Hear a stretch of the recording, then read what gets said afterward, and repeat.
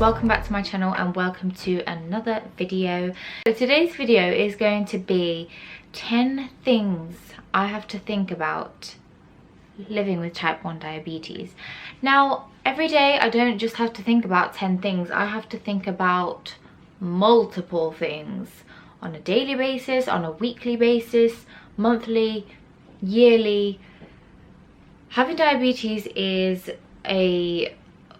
I've got hair in my mouth. Having diabetes is a constant mind ticker. I am constantly having to think of so many different things, solve so many different problems, calculate so many different things, and you know, it's a lot. It's a lot, but I've had it for 15 years now, and I'd like to think that over those 15 years I have improved my way of doing things. I have sort of found what works for me in terms of having diabetes and what doesn't. There are 10 things that I have to think about in general with type 1 diabetes. I do want to film a day in the life of someone, well, a day in the life of me living with diabetes, so hopefully you will see that on my channel very soon. But for now, here are 10 things that I have to think about living with type 1 diabetes. First thing is how much insulin I have to inject for the food I eat. So obviously someone that has type 1 diabetes like me, our pancreas does not produce insulin. Insulin is something that your body releases when you eat, especially when you eat carbohydrates, which turn into glucose. My body, my pancreas, doesn't work, so I have to inject insulin instead. So any carbohydrate foods that I eat, I have to inject for. And so every time I eat carbs, I have to work out how much to inject, and that can be quite challenging, especially when I eat out, because I don't know exactly what goes into the foods, and it's just very frustrating. Number 2, I have to make sure that I carry this bad boy with me everywhere I go. So this is my diabetes kit. This was bought for me by my lovely boyfriend Alan, and it's from a brand called My Diabetic, and literally everything I need to survive, quite literally, is in here. So I've got my needles, I've got my needle bin, I've got my testing strips and my testing meter in here. I've got my 2 different insulins. So one is what I take with my food, which is this one here. This one I take twice a day, once in the morning, once in the evening, which is my background insulin, but I'm not going to go into those now.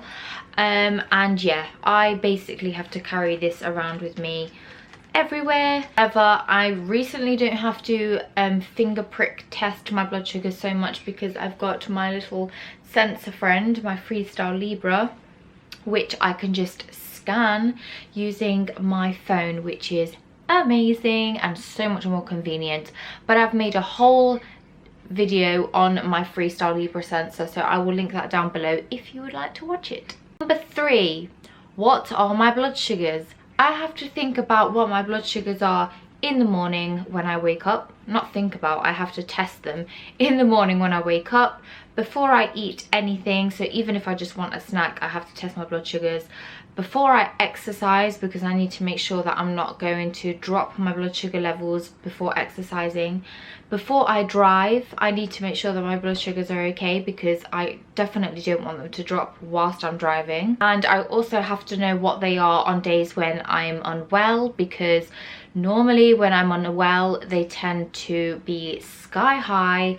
I have to test them throughout the day during my 12-hour shifts as a nurse. So I constantly have to know what my blood sugars are. Number 4, do I need to order any medication?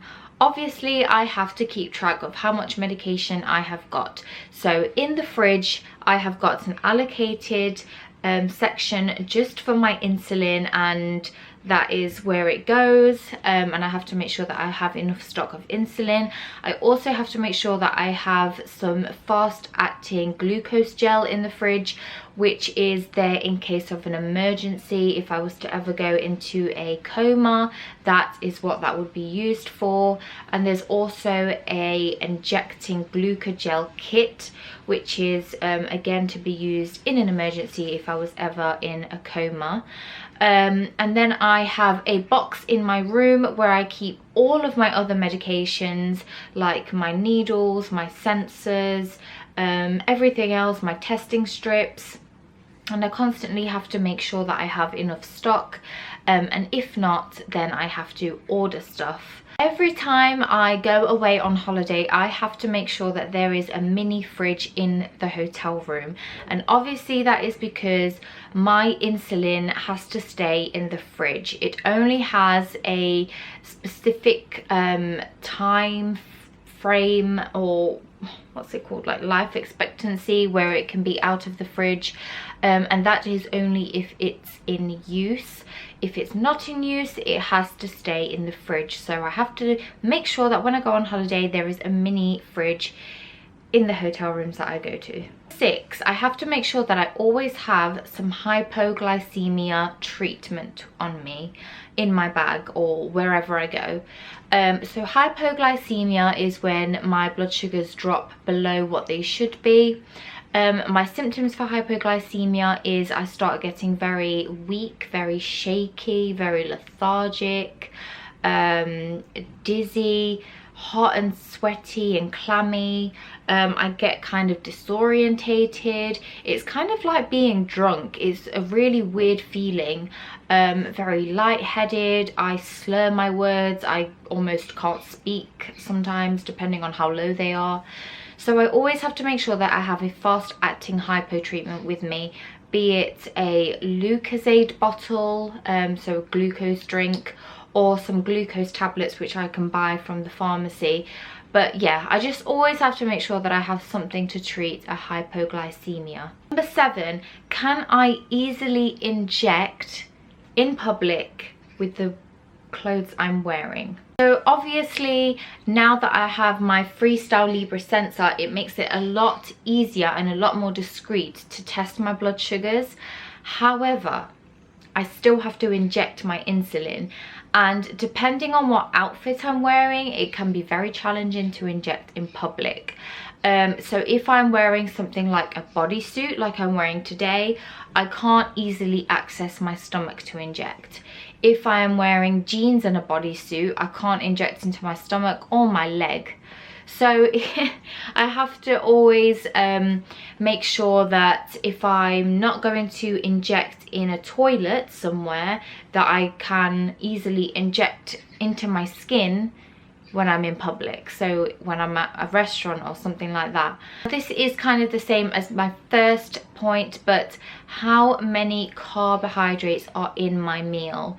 If it's something that I am purchasing or something that like a meal that I have made, I can easily work out how many carbohydrates are in that meal.